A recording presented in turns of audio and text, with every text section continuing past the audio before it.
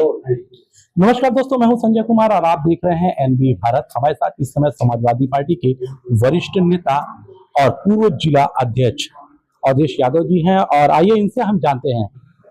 उत्तर प्रदेश सरकार के 8 साल पूरे हो चुके हैं और उत्तर प्रदेश सरकार लगातार कह रही है कि हम लोग उत्तर प्रदेश में बहुत सारे विकास के कार्य किए हैं, सड़कों के जाल बुने हैं और उत्तर प्रदेश को दंगा मुक्त प्रदेश बनाया। सर, क्या कहना है, जिस तरह से उत्तर प्रदेश सरकार के 8 साल पूरे हुए उस पर आपकी क्या राय है?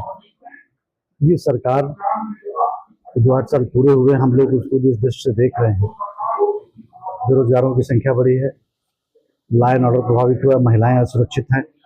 आप देख रहे होंगे आए दिन जो घटनाएं हो रही हैं महिलाओं के साथ, उस समाज में भय व्याप्त है। कुछ लोग अपने आप को महिमामंडित करने के लिए कहते हैं कि हमने अपराधियों को खत्म कर दिया। अगर अपराधियों को खत्म कर दिया तो हम लोग अपनी डाटा नहीं दे रहे हैं। नेशनल क्राइम ब्यूरो की जो डाटा है उसी को लेकर सरकार चले तो आज महिलाओं के मामले में उत्तर प्रदेश नंबर 1 जा रहा है।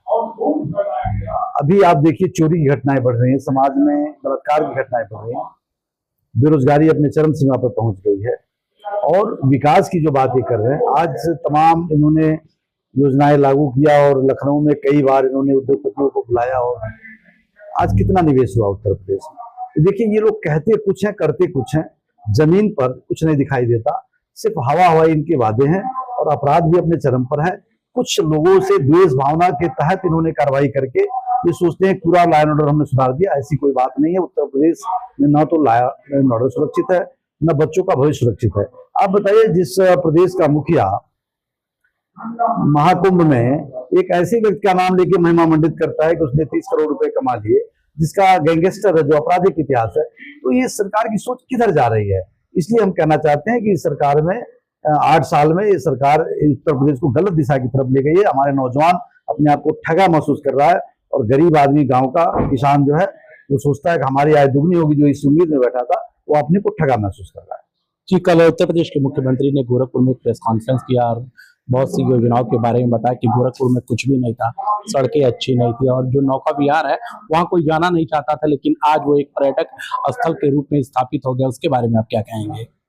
देखिए, योगी जी को भूलने की आदत है। एक तो सर्वाधिक समय सांसद वही लोग रहे यहाँ पर, चाहे वो रहे चाहे इसके पहले रहे, मेयर उनका, विधायक उनका, सब लोग वही होते रहे।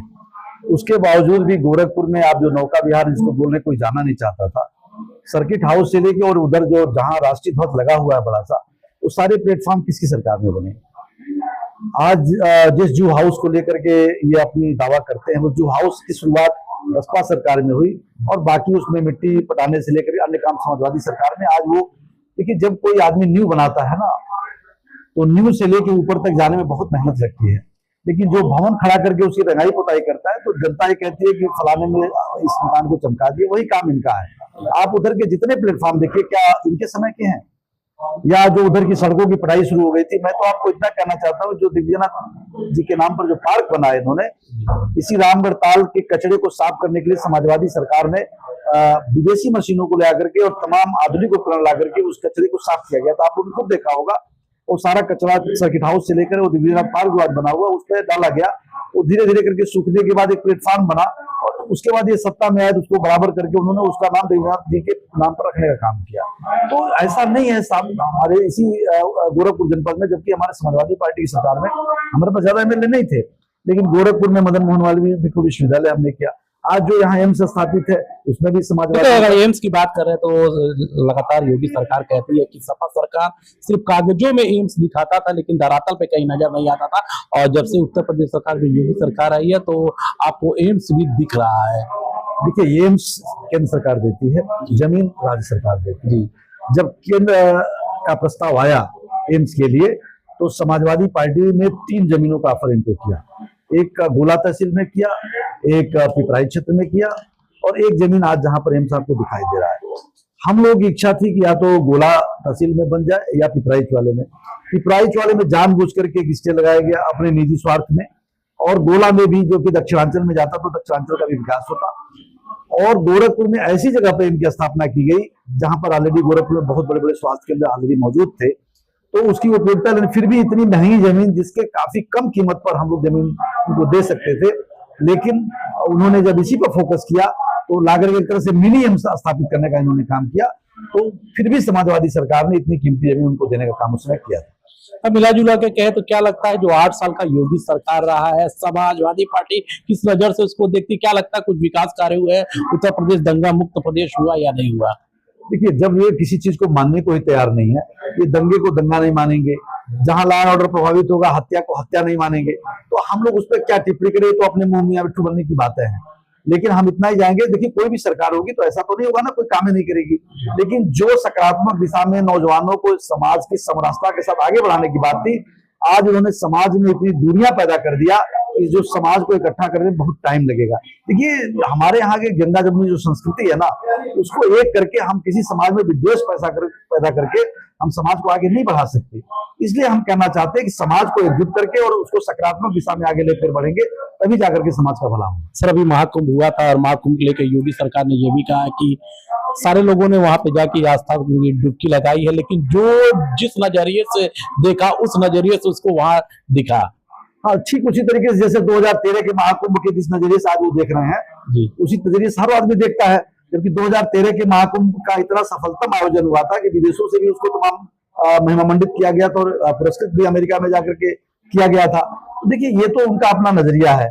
उसी महाकुंभ में क्या क्या हुआ आप ही की मीडिया ने दिखाया, उसको तो कहीं आज तमाम लोग गायब हैं, उनके बारे में उनके पास कोई सूचना नहीं है। सबसे बड़ी बात इस सरकार के साथ एक ही है कि इनके लोग ये बार बार परिभाषित करने का काम करते हैं कि 2014 या 2017 के बाद ही ये दुनिया अस्तित्व में आई है, हिंदुस्तान अस्तित्व में आया, प्रदेश अस्तित्व में आया। ये गलत बात है। आप बता दो, महाकुंभ जो सैकड़ों सालों से लगता चला आया, क्या पहली बार तो लगा नहीं है? आपने उसका इतना मार्केटिंग कर दिया। पहली बार हमने धर्म को मार्केटिंग की चीज तो हमारे आस्था का विषय है ना। आप तो उसको मार्केटिंग करके और बड़े अपने पीठ ठोकते हुए कहते इतना कमाया इतना कमाया। अरे आपने धर्म का व्यवसाय कर दिया क्या?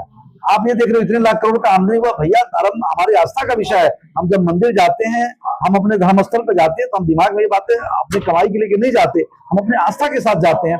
इन्होंने हमारे जो आस्था के साथ खिलवाड़ किया है। महाकुंभ हमेशा लगता रहा, लगेगा, और हमारे जो सनातनियों की आस्था उसमें है और रहेगी, लेकिन इस सरकार ने उसको दूसरे तरफ डाइवर्ट करने का काम किया। तो देखो, ये थे हमारे साथ समाजवादी पार्टी के वरिष्ठ नेता अवधेश यादव थे, जिन्होंने योगी सरकार के 8 साल के बारे में बताया कि जिस तरह से योगी सरकार कह रही है कि उत्तर प्रदेश दंगा मुक्त प्रदेश हुआ, तो कहीं भी अभी उत्तर प्रदेश दंगा मुक्त प्रदेश नहीं हुआ। और महाकुंभ को लेकर कहा कि 2013 में भी हम लोग महाकुंभ कराए थे, जिसको अवार्ड भी मिला था। ऐसी और खबरों के साथ बने रहे मेरे साथ और देखते रहे।